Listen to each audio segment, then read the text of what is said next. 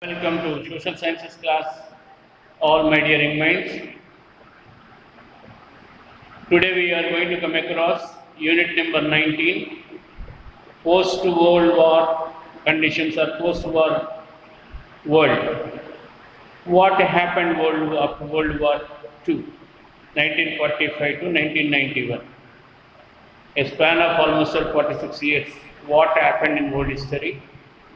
And after World War II, the world got divided between two military blocs formed by capitalistic United States of America and communist Russia in the name of USSR. And it went up to 1991, bipolar world. The world countries are forced to rally at the back of USA or USSR, and those countries like India who turned newly independent after World War II, who got freed from their colonial masters. These countries opted a path, a neutral path, called non-alignment. Means they did not show intention to totally support USA, totally support Russia. They opted a path. According to the merits, we will be supporting either this bloc or that bloc. The power of decision making will be kept with us because we all are sovereign nations. We can decide our policies on our own.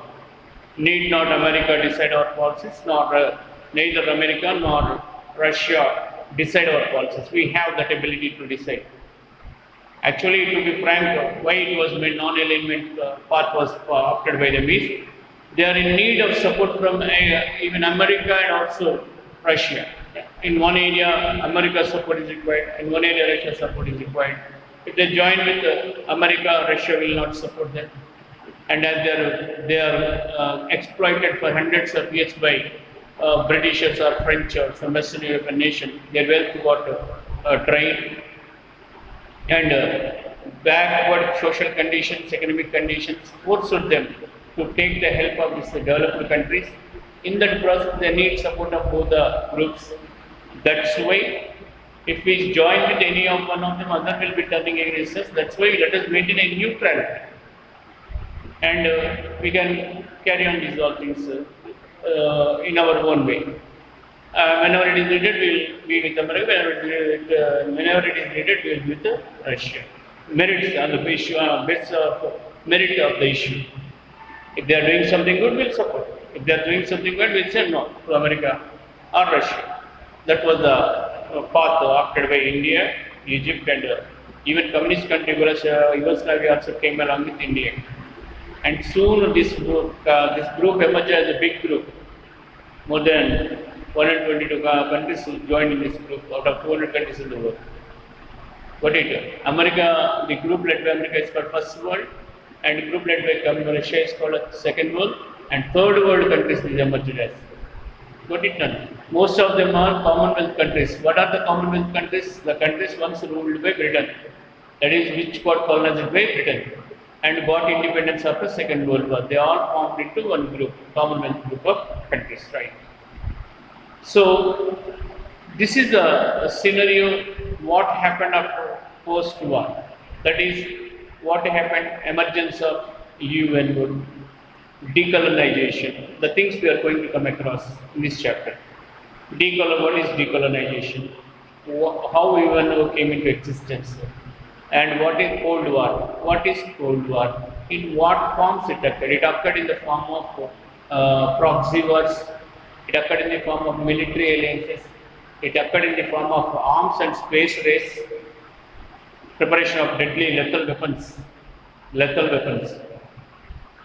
So, after that we'll come across non-alignment movement, just now which I am speaking about, how India after non-alignment movement, not allying with the United States of America nor with Russia.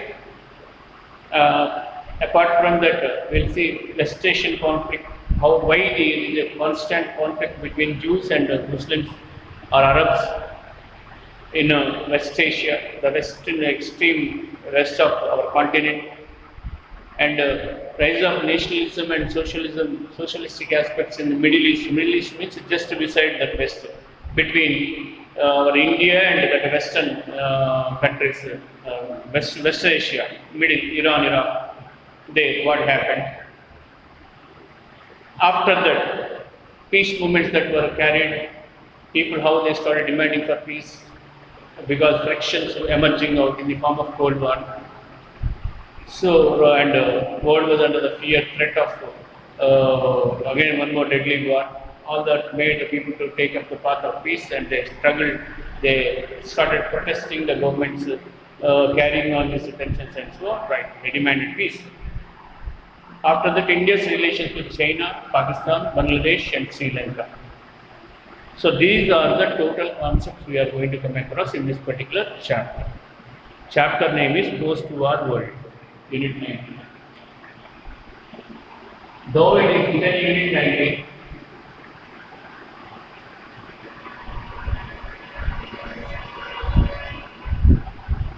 actually it should be Unit 13, Nana, but they don't have any plan when they make a syllabus. Why they make these things, one can't understand. It is made as 19th unit. It is a continuation of first chapter in the history, that is Unit 12 of history. So now I am going to say you about aftermath conditions that prevailed in the world after the World War II. Right. Yeah. World witnessed a huge destruction. Already, what are the consequences, results? Social, economic, and political. I explained you in the last video, before last video, I think, last but one video, in the last classes. What happened? Huge in the world countries faced enormous loss, particularly European countries were at a very bad condition.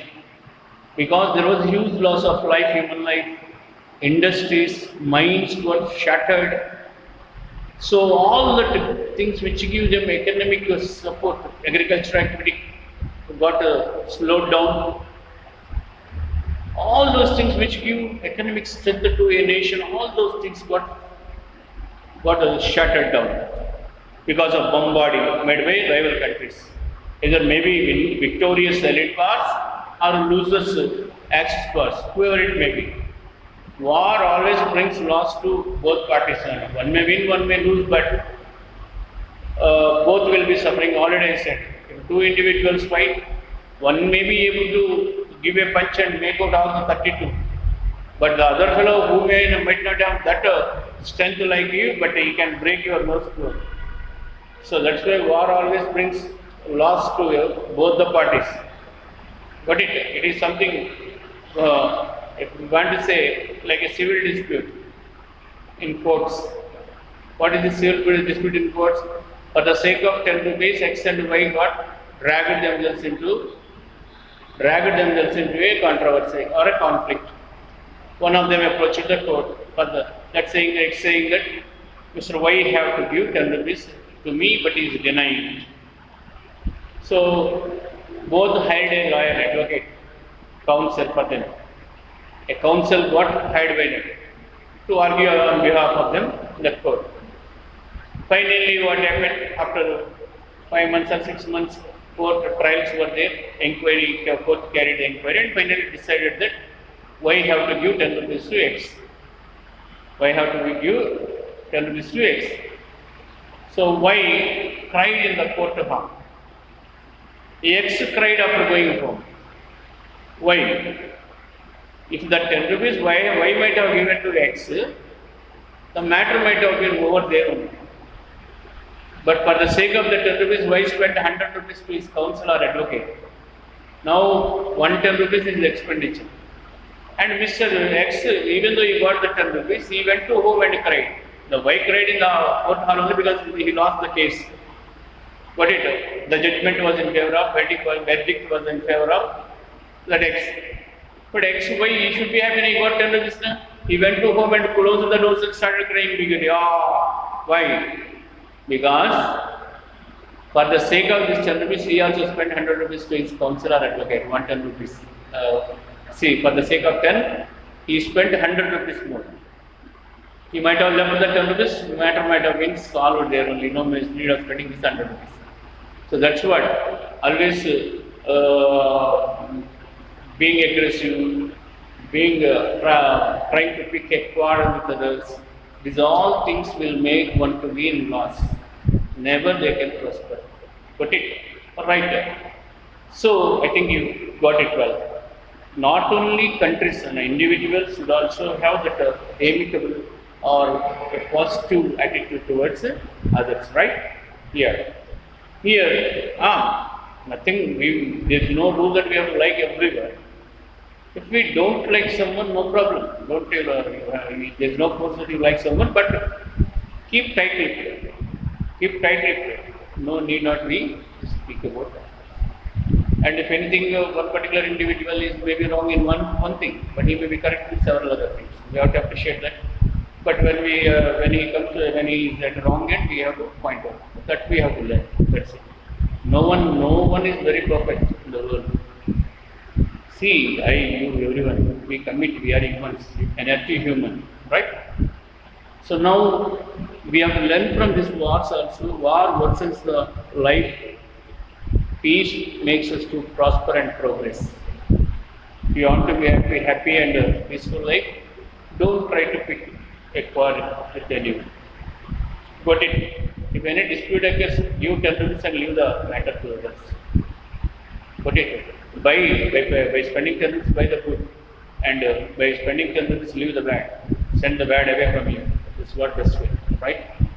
In Telugu saying, I'm saying, not my words. Telugu in Telugu, they're just saying, 10 రూపాయలు ఇచ్చి మంచి తెచ్చుకో, 10 రూపాయలు ఇచ్చి చెడును వదిలించుకో. This is what, right? So post-war world, poru nashtam, pondu labham. Poru means quarreling always brings loss. Pondu friendship brings again. I hope we all humans will be having positive heart and progressive and prosperous outlook, right? Yeah. Now we go into the lesson. War destructed all forms, socially, economically, on all fronts. European, mostly Western European countries faced a weak loss, and even some of the Eastern European countries. Best example we can put Poland, Yugoslavia, and Russia. These three countries lost 20% of their population. Coming to the case of Russia, 1,700 towns already last year said 1,700 towns were dismantled, shattered down. One missile comes and attacks, common town, common city will be collapsed. Those who are much fan of wars, please listen. Missile launched which not only we, even our missiles also will shatter down Shanghai or Yangtze, some other province over there. Ultimately, what is happening? Who will die? Life will be at the risk. Life means living beings. All it is harmful to everyone. And the latest weapons are deadly weapons. Got it? So, 1,700 towns were smashed up. 31,000 industries and factories out. 31,000 industries and factories were smashed. And 70,000 villages. 70,000 villages got crushed down, smashed out. So only Russia, this is case of Russian and speaking about. Both Russia, Yugoslavia, communist country, Poland, communist country, these all lost 20% of their population. Not only soldiers, civilians also got dead because of bombarding made by the rebel countries. Don't think only soldiers will die if a war is there. My mom, my dad, and my brother, my sister are safe. No. Any point of time, enemy may attack, and in that attack, not only soldiers, we also die. Got it? There is no safety for anyone. Once war comes, don't think only soldiers will die. Let the war come, we will see in televisions. Don't think, right? Yeah. So in this way, things went on, where the European countries are very much struggling. Of course, Russia was a 1/4 of its economy it got spent in the World War II. But it was able to overcome this debacle because Stalin gave that able leadership to that particular country. He strengthened the economy of Russia to a great extent because of his twin policies of collectivization and industrialization. So, credits to Stalin there, a planned economy, right? So, that's why even though it faced this much problem, slowly it was able to rise high. Got it? So, at this time when all other countries are suffering very much, only country which was making its progress in industrial sector and in primary sector, agriculture sector is United States of America. United States of America.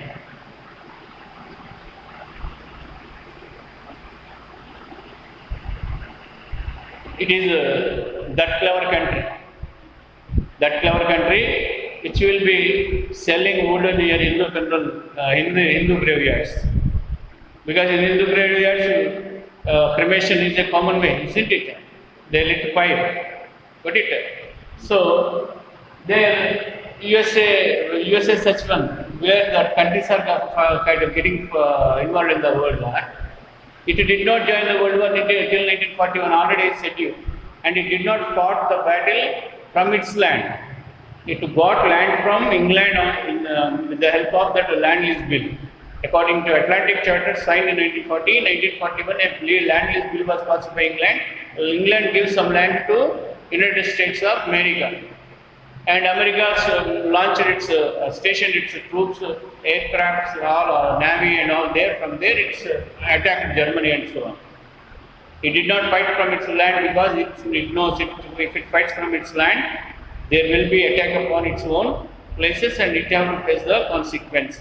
That's why it fought from the land of England.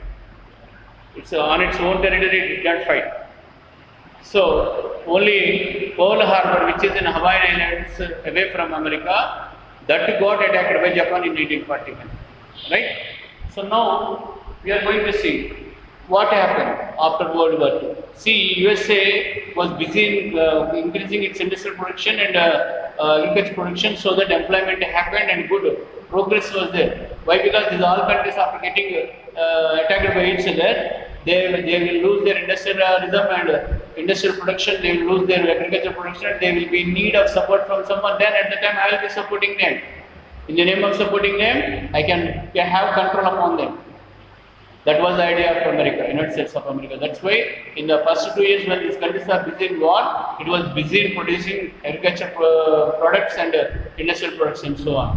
And soon they will be in need for these war affected countries because once war gets to an end, they all will be injured and they will be looking for some treatment and I can supply that bandage and medicines to them. It was thinking. So that's how it progressed. Its economy prospered and progressed. And the President of United States of America of the day, Henry Truman, proudly said that from this war we emerged the most powerful nation, that powerful which is not there in all history. That powerful in all history. Means nowhere in history such a powerful nation economically emerged, we became from this war. That was a prideful statement from Henry Truman, the president. Who is the president of the United States of America? We came across 3 presidents of the United States of America in this lesson, Nana. F.D. Roosevelt, Woodrow Wilson, first Woodrow Wilson, then after F.D. Roosevelt, now Henry Truman. Henry Truman's statements are very important. Mahatma Gandhi's statement will be there. Hitler's statement, I asked a question in Twitter. Who advocated whoever among the four advocated the principle or policy of might have right.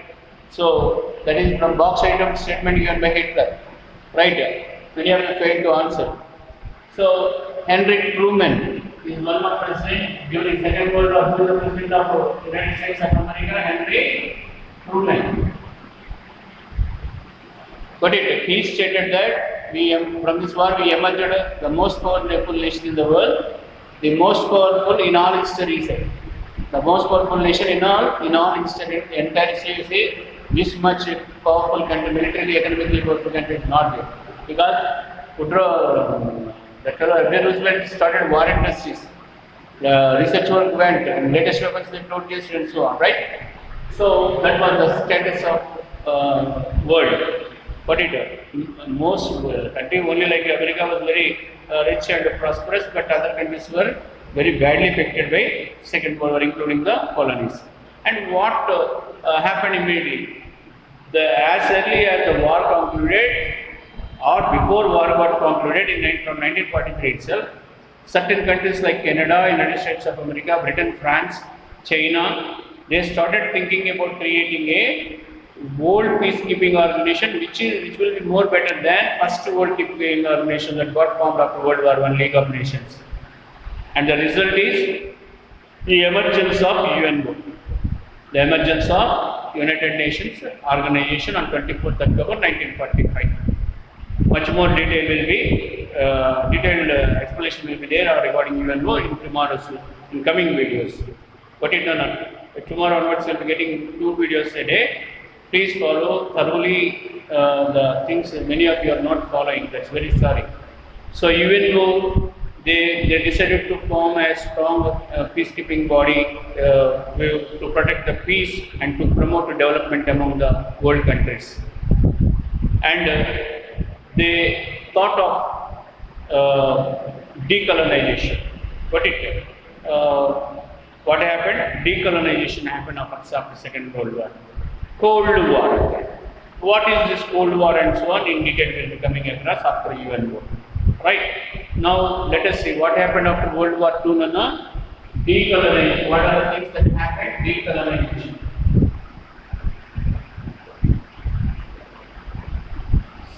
And the next one is formation of UNO. Got formed or formation of UNO.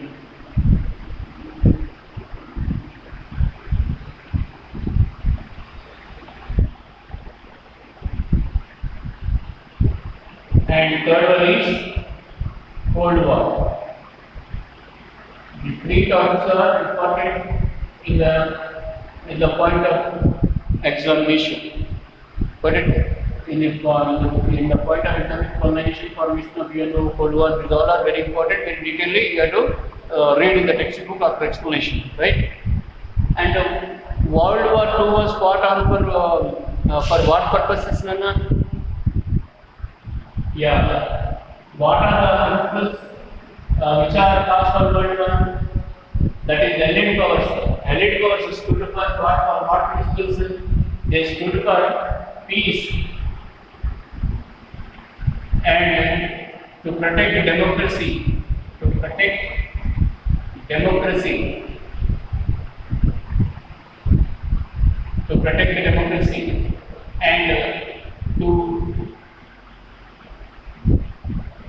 protect freedom of nations. To protect freedom of nations. Important question. 1 mark or 2 marks it may be asked. Principles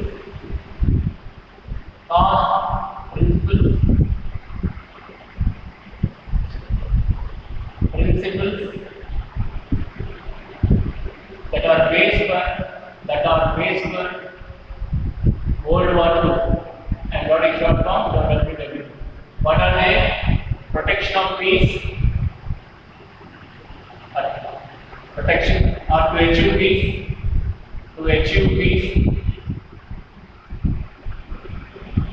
peace, to protect democracy, to protect freedom of nations. Allied powers stood for these principles.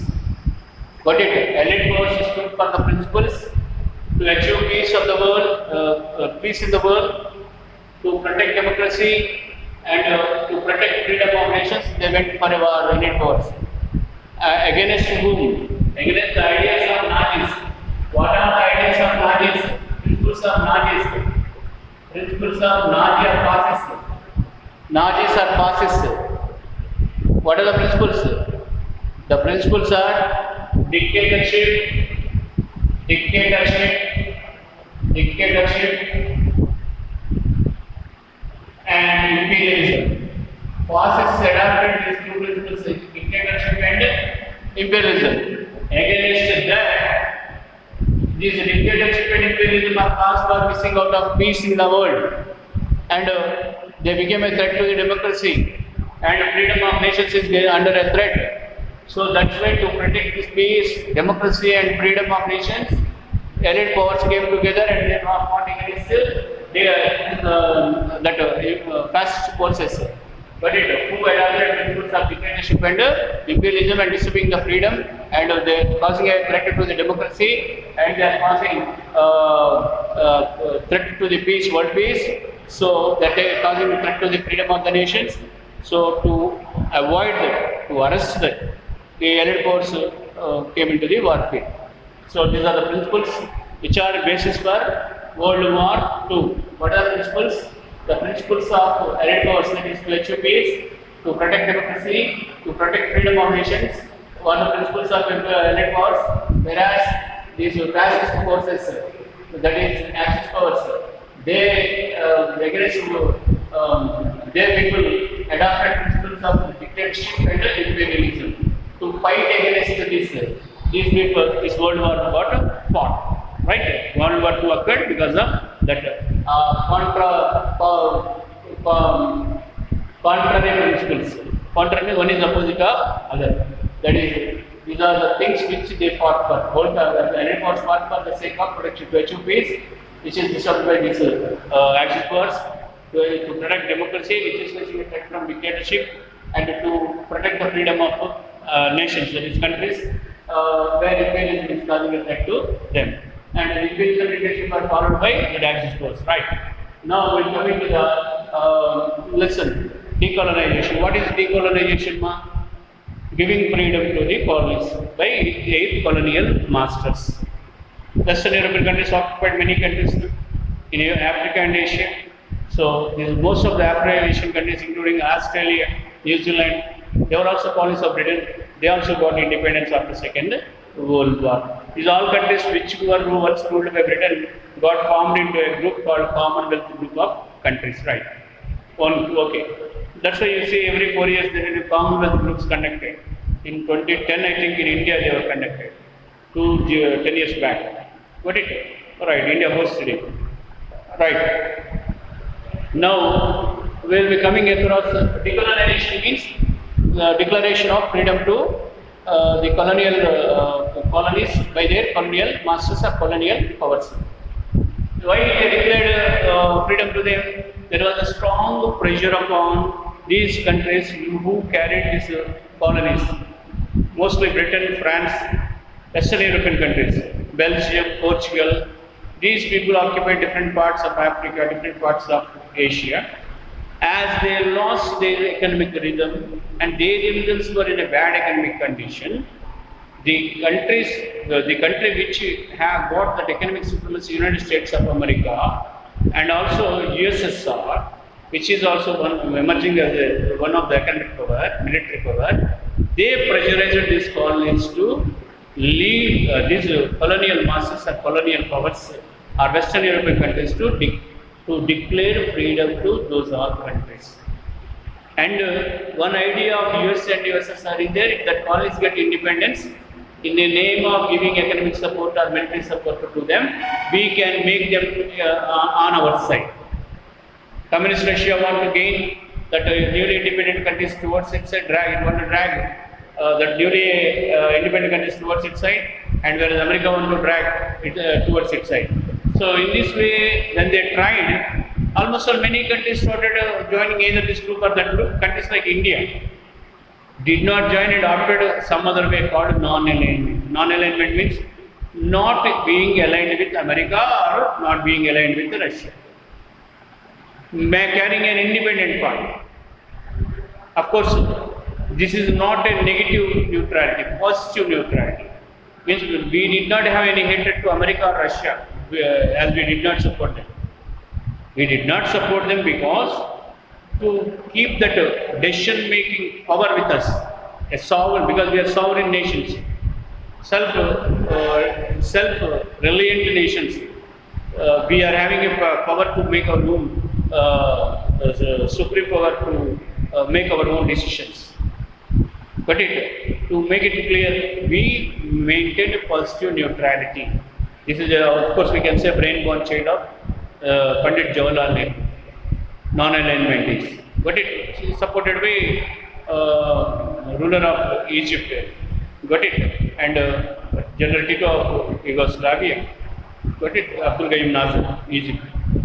And soon many countries joined in non-alignment movement. A special topic is there, we'll come across that. So, and these non-aligned countries, to get advantage, they took up advantage of this division between the capitalistic Russia, USSR and communist USSR and capitalistic America. They started playing one against other at times when they want some support.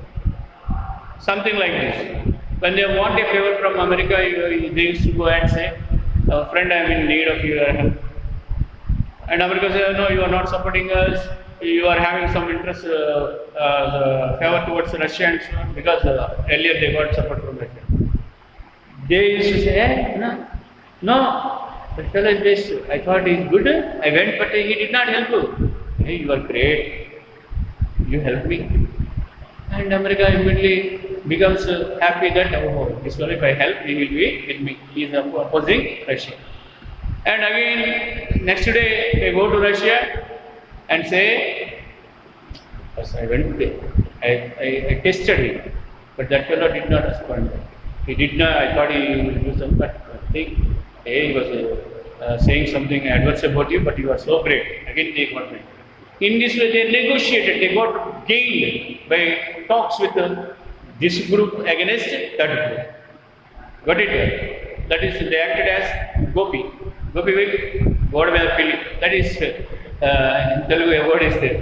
So, whenever they want help from America, they used to force that they are in favor of America and they are opposing Russia and they want help from Russia. In this way, they started gaining some benefits from this both, but by playing one against the other.